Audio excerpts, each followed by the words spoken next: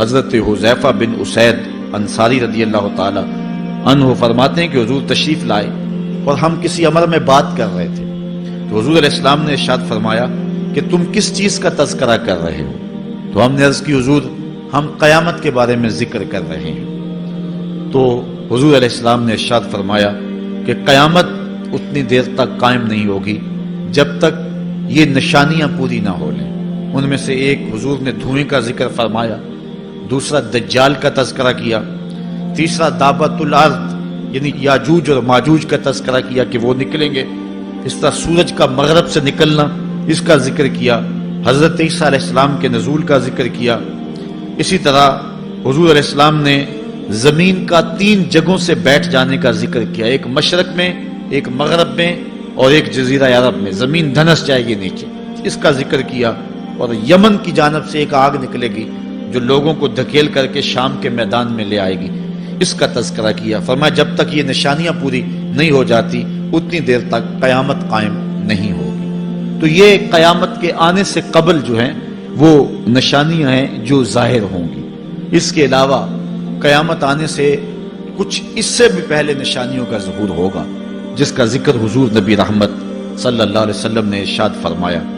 حدیث جبریل اس پہ بہت معروف ہے، جس کو حضرت عمر بن خطاب رضی اللہ تعالیٰ عنہ روایت کرتے ہیں۔ آقا کریم علیہ السلام کی خدمت میں کہتے ہیں ہم حاضر تھے کہ ایک شخص آیا کہ جس کے سیاہ کالے بال تھے اور سفید رنگ کا اس نے لباس پہنا ہوا تھا، اہل مدینہ سے وہ تھا نہیں، اور اس کے چہرے پر، لباس پر، بشرے پر آثار سفر بھی ظاہر نہیں تھے۔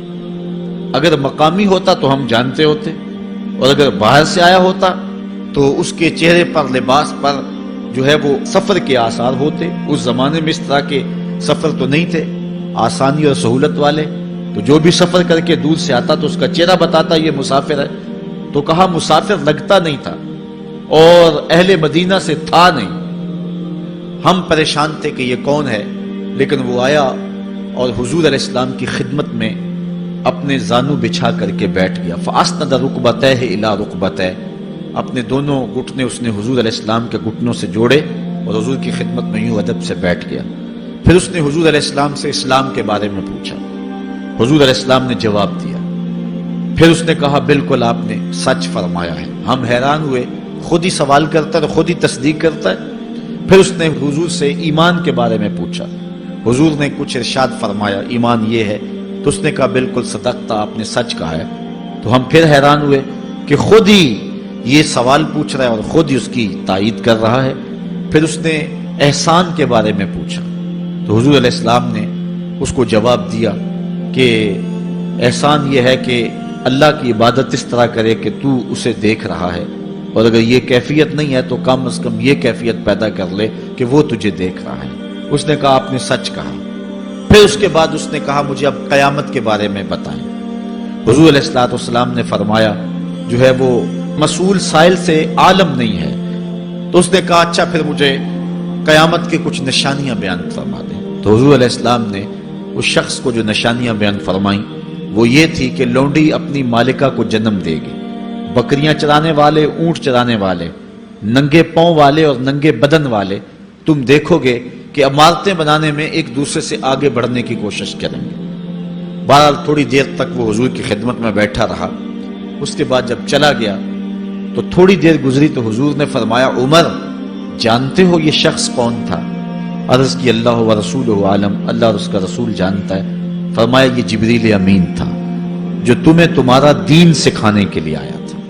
تو حضرت جبریل امین نے آ کر کے حضور سے جو 4 سوالات کیے ان میں سے ایک سوال یہ تھا قیامت کب آئے گی اور قیامت کی نشانیاں کیا ہیں؟ تو حضور نے یہ نشانیاں بیان فرمائیں کہ لونڈی اپنی مالکہ کو جنم دے گی، اور یہ نشانی اب ہمارے سامنے ہے کہ آج اولادیں اپنے جو ہے وہ ماں باپ کی آقا بنی ہوئی ہیں، بیٹی آج ماں کی حکمران بنی ہوئی ہے۔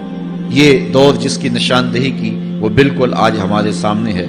حضرت ابو ہریرہ رضی اللہ تعالیٰ عنہ سے ایک روایت ہے جس کو نبی رحمت صلی اللہ علیہ وآلہ وسلم سے وہ بیان کرتے ہیں، بینما النبی صلی اللہ علیہ وسلم یحدث اذ جاء اعرابی فقال متی الساعة۔ حضرت ابو ہریرہ فرماتے ہیں کہ ہم حضور کی خدمت میں بیٹھے ہوئے تھے، ایک شخص حاضر ہوا، اس نے حضور سے کہا کہ حضور قیامت کب آئے گی؟ یہ سوال کیا، متی الساعة، قیامت کب آئے گی؟ آقا کریم علیہ السلام نے اس کو جواب دیا، اذا ضیعت الامانہ فانتظر الساعة، جب امانت کو ضائع کر دیا گیا تو سمجھ لے قیامت آ گئی۔ جب امانت کو ضائع کر دیا جائے گا تو سمجھ لے قیامت آ گئی ہے۔ قال کیف اضاعتها، عرض کی حضور امانت کو ضائع کرنا کیا مفہوم رکھتا ہے، اس کا مطلب کیا ہے؟ تشریح پوچھی حضور سے، تو حضور علیہ السلام نے جو جواب دیا وہ سماعت کیجئے۔ قال اذا وسد الامر الى غیر اہلہ فانتظر الساعة، فرمایا جب معاملات نااہل لوگوں کے